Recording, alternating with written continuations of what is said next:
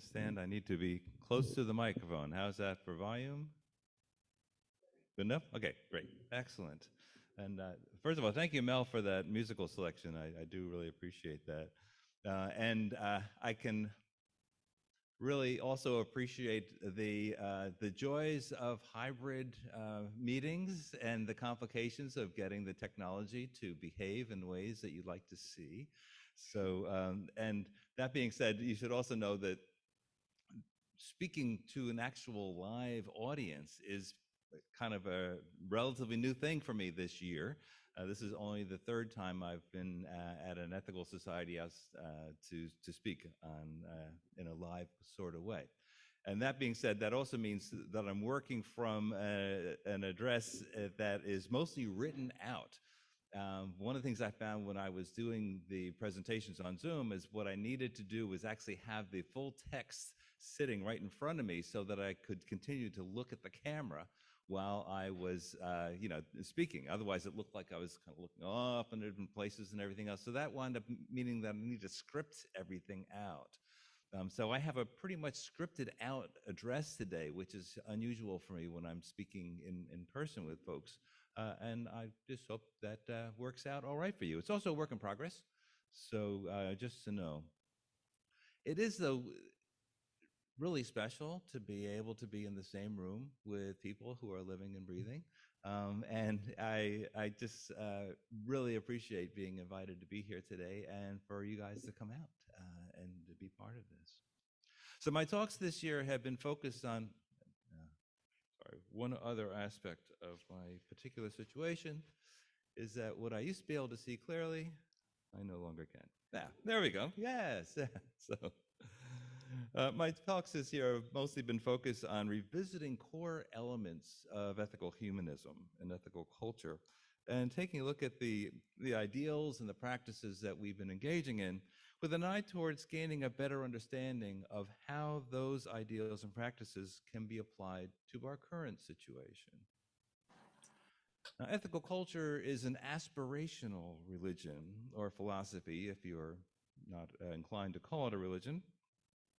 And it's based on the possibility of progressive growth and the capacity of society, meaning the larger world around us, to become ever more ethical, right? To become ever more a society that has equity, compassion, and hopefully joyfulness in it, and that we can somehow participate in helping that happen.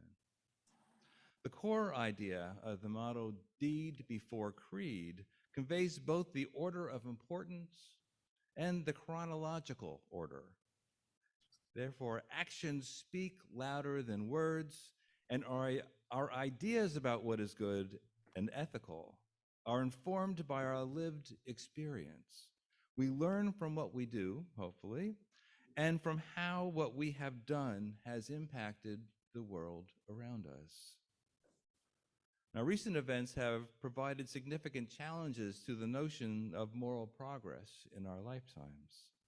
I've been puzzling quite a bit about how attitudes and ideas that seem bizarre and outlandish come to be prevalent within groups of people. Raise the microphone up. Is that better? Yeah. Okay. I'm going to try to. I know. Yeah, that's more like it, isn't it? So. These kind of microphones, by the way, are very unidirectional, which is great in terms of the room noise not polluting the situation. But for those of us who are speaking, we have to get sometimes uncomfortably close to the device that we're broadcasting from. So recent events have provided significant challenges to the notion of moral progress in our lifetimes. I've been puzzling quite a bit about how attitudes and ideas that seem bizarre and outlandish come to be prevalent within groups of people. The resurgence of conspiracy theories in recent years has been alarming, especially when those theories are combined with calls for violence.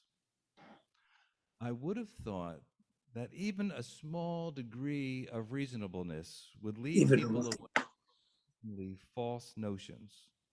And I've been disappointed by the persistence of obvious falsehoods. It just doesn't make sense that people hold on to false beliefs that are clearly contrary to the facts. Can we get agreement on this? Yeah, thank you very much.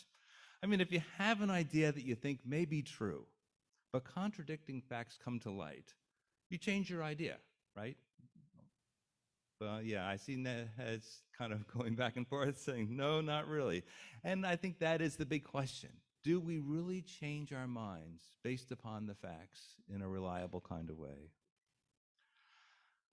So the important thing, I think, is the power of shared ideas and what that does in terms of the capacity that we have to make our own decisions and to lead our own lives. Because even truly wonderful ideas held privately, if they fail to take hold in the public sphere, don't have the kind of oomph that's needed to really bring about the kind of change that we might like to see. But it also begs the question, how do we come to have these ideas in the first place? And what is the nature of those ideas within us? In my quest to understand, I've been thinking a lot about how ideas come to mind and what the nature of ideas might be in relation to our individuality, and how individuals might influence the impact of ideas upon them. Because as much as we might like to think of ourselves as individuals with our own thoughts, ideas, and feelings, we create our individual selves out of the milieu that we live in. Our thoughts are limited by the languages we've acquired. Our ideas, at least for the most part, are based upon the work of others. And even our feelings are greatly informed by our culture. Now, my thinking about this has been highly influenced by Daniel Siegel's work and his effort to understand the workings of the mind. His definition of mind goes beyond the organ that we think of as our brain.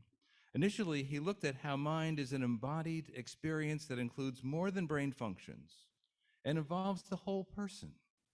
There are multiple systems involved in what we refer to as the mind. Our sensations, our feelings, our hormonal secretions are all in communication with our brains.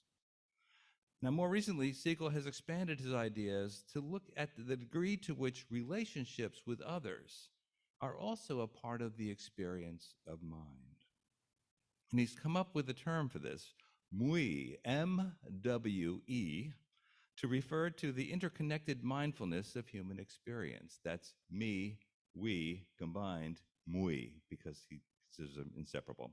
I'll let him describe it. So he wrote a blurb for the book that's coming out, Interconnected, MWE, me plus we, as the integration of self, identity, and belonging. And so here's the blurb for that book, and it's an excerpt. The book combines personal reflections with scientific discussions of how the mind, brain, and our relationships shape who we are. Weaving the internal and external, the subjective and objective, interconnected reveals how our culture may give us a message of separation as a solo, isolated self.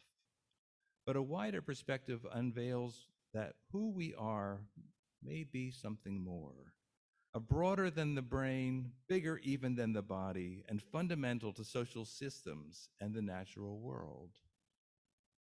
Our body-based self, the origin of a me, is not only connected to others, but connected within our relational worlds themselves, a we, forming the essence of how we belong and our identity. That's the end of the quote. So rather than focus on oneself or focus on others, Siegel implores us to look at the combined entity he has labeled MWE, M-W-E, and to understand that we really don't have as much separation from each other or from others within our culture as we might imagine. The main point, we like to imagine ourselves as individuals. However, and so something I realized when pondering Siegel's presentations was that the content of our minds is mostly imported from outside. We get our ideas from other people, and especially from the people we've internalized into our own sense of self. But what of ourselves can we truly call our own? What about us? What about you is unique among the 7.9 billion people alive on the earth today? Or among the estimated 107 billion people who have ever lived? Finding what's unique in us as individuals is no easy task and is, to my mind, actually highly improbable. I mean, think about it. If you make up a word, for instance, that's great, except if nobody else knows what that word is, where does it go, right? So just you kind of work your way down there. It's a very complicated situation. And that brings to kind of a curious tension with the ethical humanism's call to appreciate the unique worth of each individual, to act so as to elicit uniquely best qualities in others. It's no wonder that people have puzzled over what the golden rule for ethical humanism means in practice. And to my mind, the very unanswerability of the question, what do I do to bring out the best of others, is what makes ethical humanism more of a religion than a philosophy. Our first call is to act rather than understand. And hopefully, understanding will follow action as our lived experience comes to inform our appreciations of others, and our strategies for acting ethically become, hopefully, ever more effective.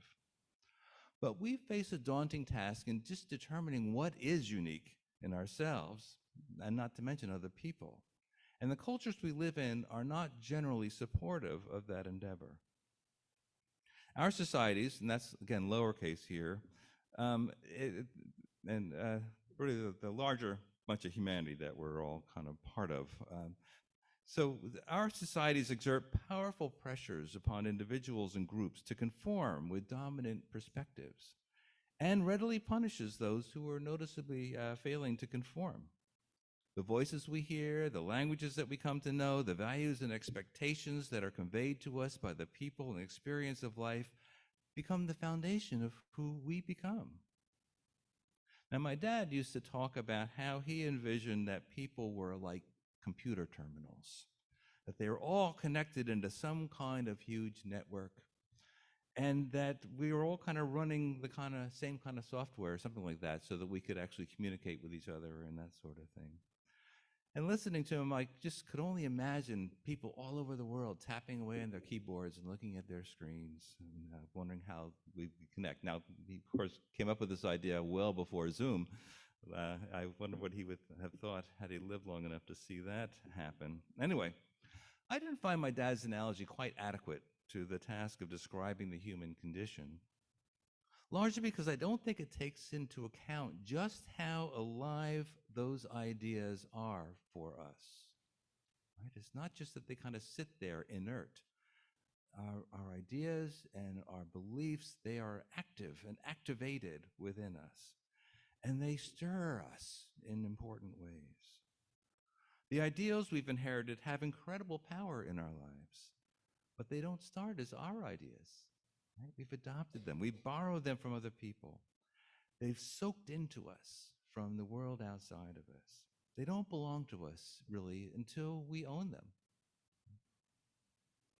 But I don't know how much capacity we have to influence which ideas become the active ones and which ideas we come to own or don't decide to own, to let go of. Can we even let go of an idea that comes into us? Very good question, I think. And how can we really figure out which ones will stick, which ones won't? How do we know which ones we'd want to stick? Now, the power of culture is immense compared to what we can do as individuals. And we're the recipients of generation after generation of ideas and language that make the lion's share of who we are and are likely to become.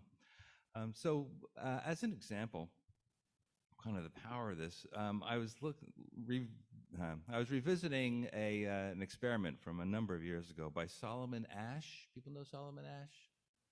Psychologist. He did experiments on conformity, and yielded some settling results.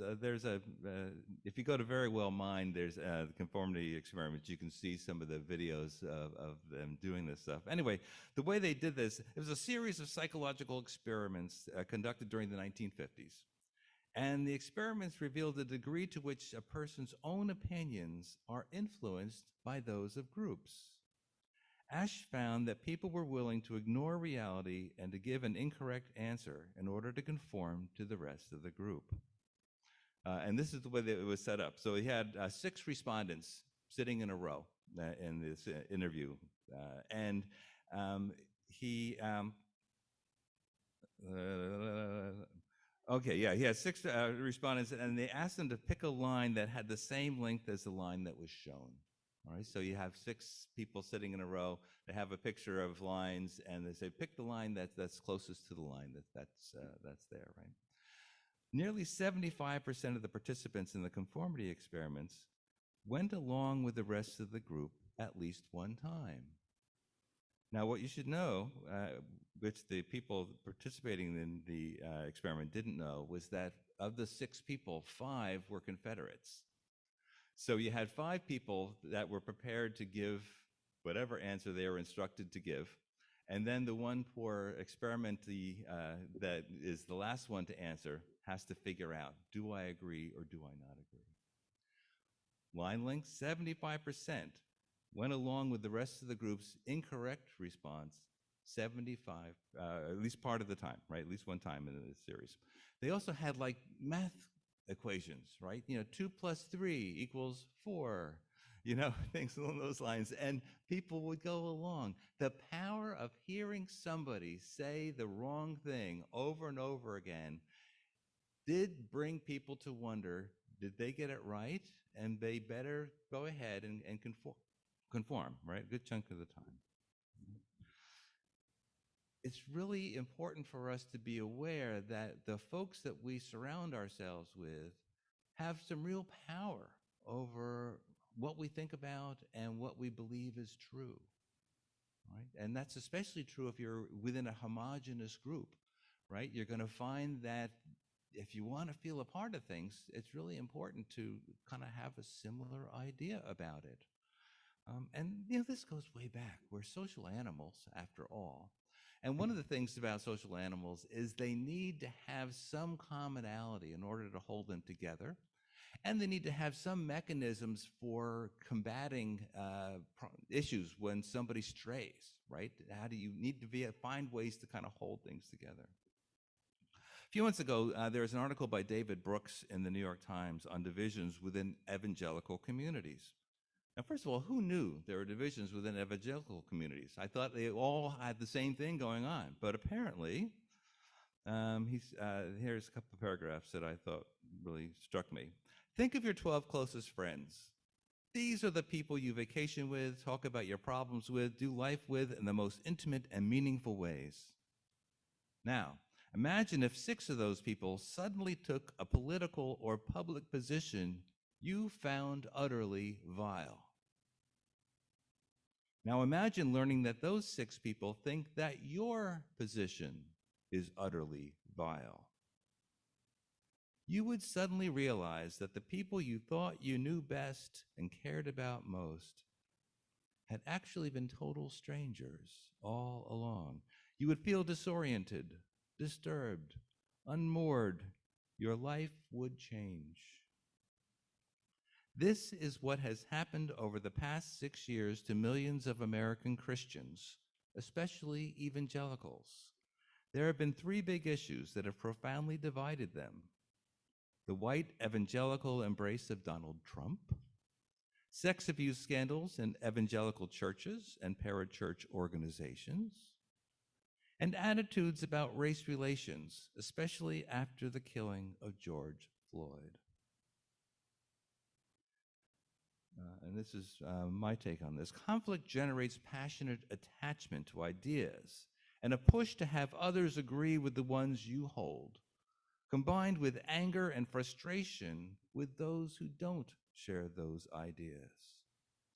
The result, as Brooke notes for the evangelical community, is a press to have one's ideas as the dominant ones, even if getting to that happens to involve behaviors that would otherwise not be acceptable.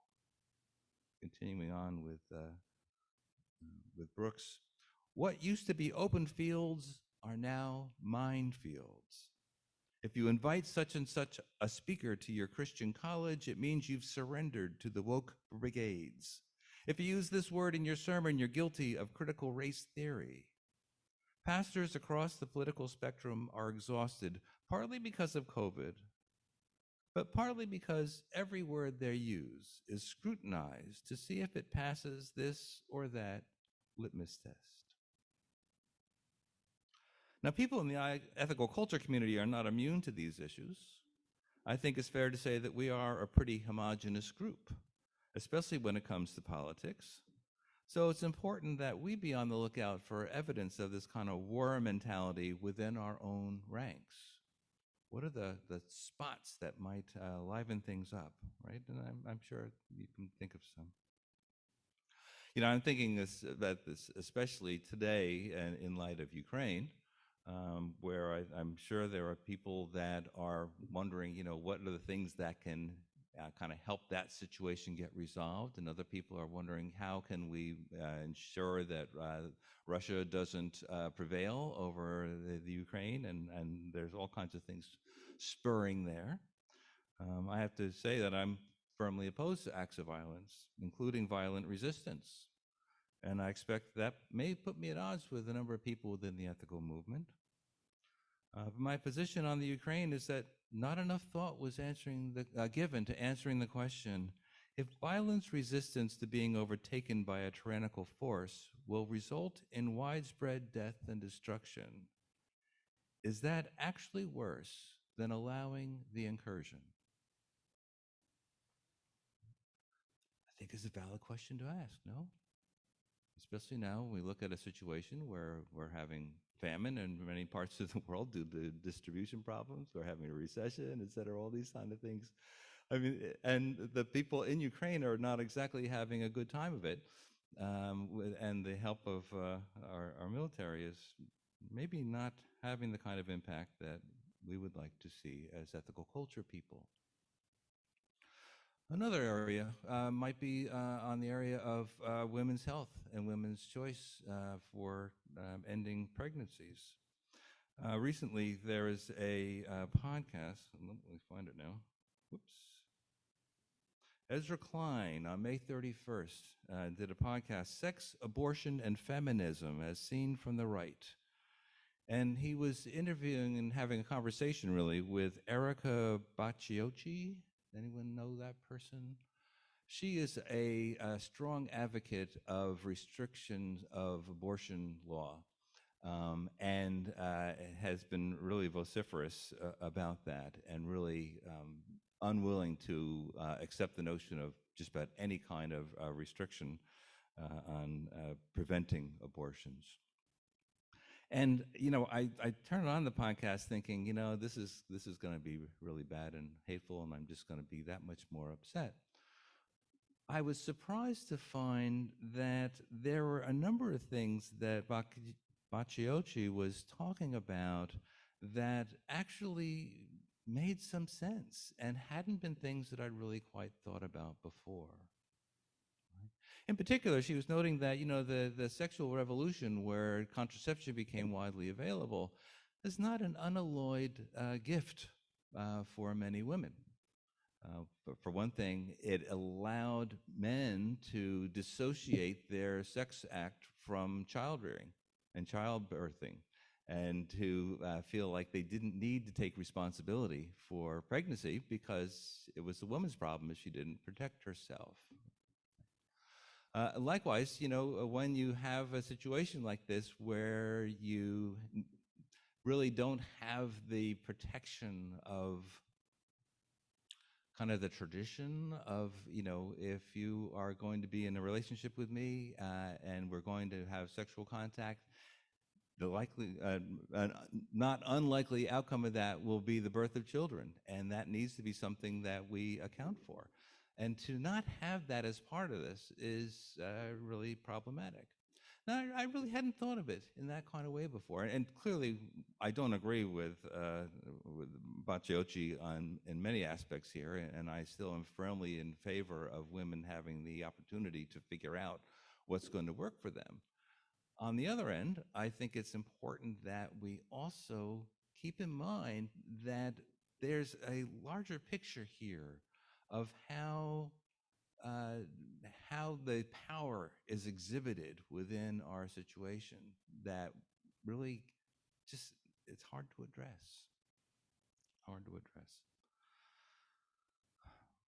All right. So the thing is this: in the end of it, we have a situation where a lot of the things that we believe, a lot of things that we talk about, a lot of things that we think and say and do really have come out of the milieu that we've kind of grown up in and in the current milieu that we have chosen to be a part of. And that our actual capacity to exhibit uniqueness is probably pretty limited. Right? So what does that then say about us as we try to go forward within an ethical culture framework? I think the first thing it says is that it's a good time to have some humility about what it takes to be an ethical person and what it takes to find some level of uniqueness. Right? Let's kind of note that if it was really that easy to do, we might be in a much different space than we are right now. And the other is to have a little bit more compassion, maybe a lot more compassion, both for ourselves and the struggles that we go through, and for those others who don't seem to be struggling with the same kind of things we may be struggling with, but clearly have a challenge if they want to address life in any way differently than they currently are, right? Making change is very hard when you're within a system that resists change. So we need to find some kind of balance between going along with the crowd, including our own crowd, I might add, and that is how do we behave within expected limits and according with our group's habits and expectations, and also have opportunities to buck the tide, right? To resist the status quo when it seems it might be needed to resist. And that means building relationships within our community and making relationships with people who are different from us.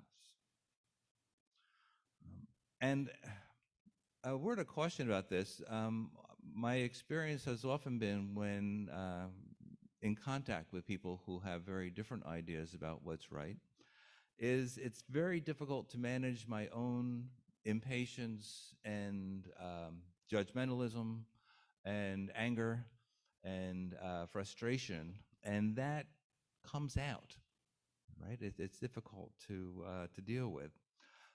And so when I'm thinking about connecting with people, I'm thinking of connecting with people in ways that are not about convincing them that they're wrong, or convincing them that I'm right, or those sorts of things, but rather just finding those places where maybe we do have something in common, something that connects us, something that we could possibly make as a kernel to build on. At the end of the day, I think people would like to be able to respect each other and to be kind to each other. It's just very hard when you're faced with attitudes that are just so contrary to your own. Right?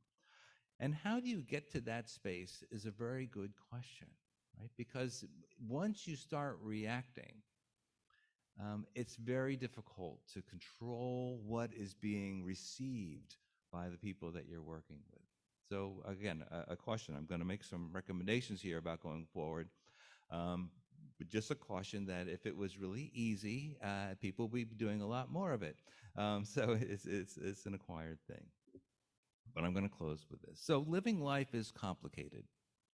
Living so that your life activity promotes moral progression in the world around you is even more complicated. Especially so if your hope is that what you do inspires others to create a better future. So, take a deep breath.